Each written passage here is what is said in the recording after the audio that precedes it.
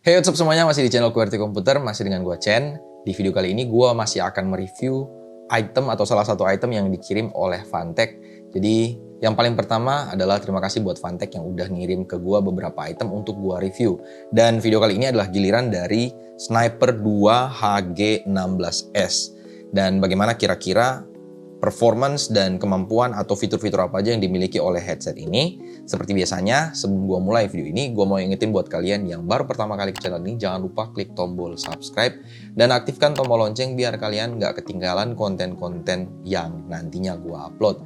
Dan jangan lupa juga follow sosial media gue dan sosial media QWERTY Komputer. Dan sebelum gue mulai video ini, gue intro dulu ya.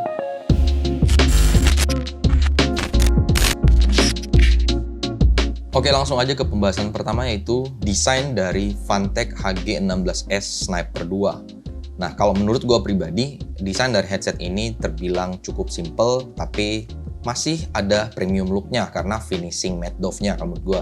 Sedangkan untuk list RGB-nya ini hanya ada pada bagian luar dari ear cup-nya aja, melingkar setengah lingkaran. Dan untuk kiri kanan dari lampu RGB-nya ini nggak sinkron dan nggak ada settingan untuk lampunya ya.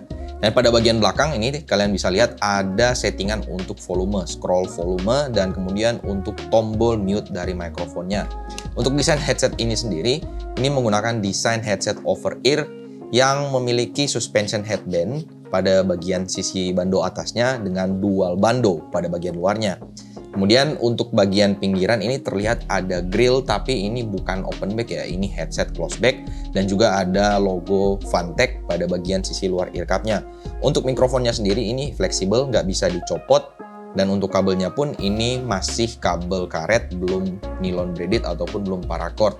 Dan headset ini cuma punya satu colokan, yaitu single USB jack dan udah gold plated. Untuk bagian headbandnya sendiri ini dibungkus dengan bahan synthetic leather dan punya foam yang lumayan tipis tapi lumayan nyaman untuk kita gunakan dalam waktu yang cukup lama. Keseluruhan untuk finishingnya kalau menurut gua ini udah cukup rapi dan nggak ada cuttingan yang menurut gua membuat kesan dari headset ini terlihat murah desainnya ataupun terlihat murah dari finishing produknya sendiri. Oke, poin berikutnya adalah spesifikasi teknis dari headset ini. Nah, untuk drivernya ada di angka berukuran 40 mm dengan rentang frekuensi dari 20 Hz sampai 20 kHz. Untuk sensitivitasnya ada di angka 118 desibel. Dan untuk dari mikrofonnya sendiri ini punya pola tangkapan omnidireksional dan diklaim udah punya fitur noise cancelling juga. Sedangkan untuk panjang kabelnya ada di angka 2 meter dan colokannya cuma satu single jack USB yang udah gold plated. Dan untuk beratnya sendiri ini ada di angka 254 gram yang menurut gua cukup ringan, enak digunakan ya. Dan juga headset ini udah punya fitur 7.1 berkat chipset C-Media yang ditanamkan di dalam headset ini.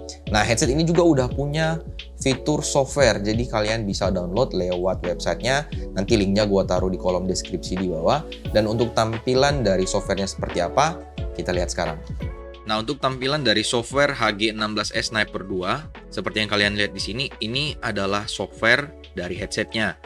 Nah, awalnya gue agak bingung, ini tampilannya kok untuk fiturnya hanya ini aja. Ternyata kalau misalnya kalian gunakan, nanti ini di double klik, baru kemudian kalian bisa pilih untuk volume kontrolnya, sample rate, equalizer, environment effects 7.1, sama ini untuk dari X-Ear Sync Effects atau surround max-nya. Nah, di sini kita bisa lihat, kita bisa atur untuk settingan dari equalizernya seperti apa, dan kemudian untuk mikrofonnya juga, ini kita bisa naik turunin untuk volume mikrofonnya dan ada fitur monitor. Jadi kalau misalnya kita aktifkan ini, suara yang ditangkap dari mikrofonnya ini akan kemudian dialihkan ke bagian driver. Jadi kita bisa dengar bagaimana suara kita atau bagaimana suara dari sekitar kita seperti apa. Nah, untuk mikrofonnya juga ini ada fitur yang lain, ada sample rate, X-Ear Sync Effects, sama microphone boost-nya. Nah, jadi tinggal kalian bisa setting sendiri sesuai dengan keinginan kalian. Nah, untuk 7.1-nya ini kita bisa juga ada beberapa settingan tambahan. Jadi kita bisa sorong-sorong untuk left frontnya di posisi yang mana. Dan kemudian kita bisa juga naik turunin untuk settingan dari desibelnya. Jadi bisa lebih berasa lebih dekat untuk 7.1-nya, atau kalau mau agak jauhan dikit kalian bisa turunin jadi biar berasa lebih luas sound stage-nya. Nah, ini nanti akan mempengaruhi dari pembahasan kita untuk sound karakternya. Nah, sound karakter. Bagaimana kualitas suara atau karakter suara dari headset ini? Nah, setelah pengetesan gua coba pakai main game, dengerin musik, atau nonton film mungkin sekitaran seminggu. Kesimpulan yang gue dapatkan menurut headset ini, tapi sekali lagi ini kesimpulan berdasarkan pendapat dan selera atau preferensi gue pribadi ya. Jadi bisa jadi nggak sama dengan kalian. Tapi kalau kalian yang peduli bagaimana pendapat gue menurut headset ini. Nah, sound karakternya untuk frekuensi low-nya menurut gue ini punch-nya kurang dapet dan agak boomy. Sementara untuk frekuensi middle-nya menurut gua ini udah cukup tebel, ada di flat mungkin ya settingannya. Sementara untuk frekuensi high-nya juga ini ada di posisi flat, jadi sama sekali nggak ada kesan menusuk. Nah, kalau misalnya untuk yang mau nanya sound stage-nya, sekali lagi ini kita bisa atur lewat software yang tadi gua sebutin, yang tadi gua jelasin. Jadi bisa dibuat agak sempit atau bisa dibuat juga agak sedikit lebih lebar kalau kalian inginkan. Nah, kalau untuk kemudian kalau penggunaan main FPS, Battle Royale, kompetitif, mungkin ini bisa cocok-cocok aja ya dengan kalian karena 7.1-nya bisa dinonaktifkan atau mungkin bisa dibuat lebih sempit sound stage-nya. Jadi menurut gua oke-oke aja dan bisa juga untuk stereo kalau kalian mau. Dan kalau untuk dari mikrofonnya sendiri, biar bisa lebih jelas bagaimana kualitas suara mikrofon dari headset ini, di sini gue akan coba demonstrasikan biar kalian bisa nilai langsung bagaimana kualitas suara dari mikrofonnya. Dan ini adalah kualitas suara mikrofon dari Fantech Sniper 2 HG16S. Tes mic 123, tes mic 123, cek mic 123, cek mic 123. Gimana menurut kalian kualitas suara mikrofonnya? Apakah cukup atau enggak? Silakan kalian nilai sendiri. Dan di sini gue coba tampilkan bagaimana kira-kira performance dari pola tangkapan omnidireksional untuk mikrofonnya. Gue coba ngetik apakah menurut kalian cukup kedengeran atau enggak. Coba tolong kasih komentar di kolom komentar di bawah.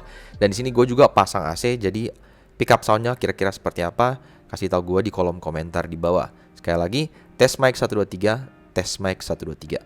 Nah oke, kemudian bagaimana dengan pendapat gua mengenai build quality dari headset ini? Nah, sejauh yang gua coba, walaupun masih menggunakan bahan dominan plastik, tapi menurut gua udah cukup oke. Walaupun dipelintir, ini menurut gua udah cukup kokoh ya.